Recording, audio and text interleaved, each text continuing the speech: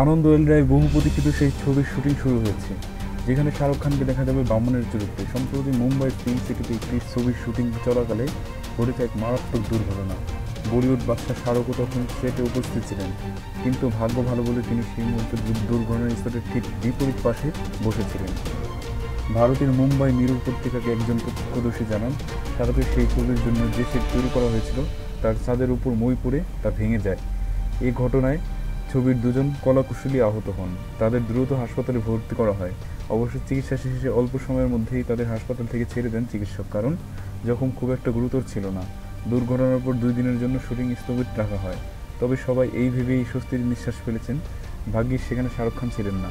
তিনি আহত হলে কী অবস্থা হতো। অবশ্য শুটিং করতে গিয়ে বেশ কয়েকবার গুরুতর আঘাত পেয়েছেন কিং খান।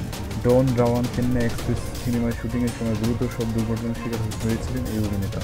উল্লেখ্য, আনন্দ এল রায়ের নাম ঠিক না হওয়া এই ছবিতে শাহরুখ খানের বিপরীতে দেখা যাবে ক্যাটরিনা কাইফ এবং আনুশকা শর্মাকে।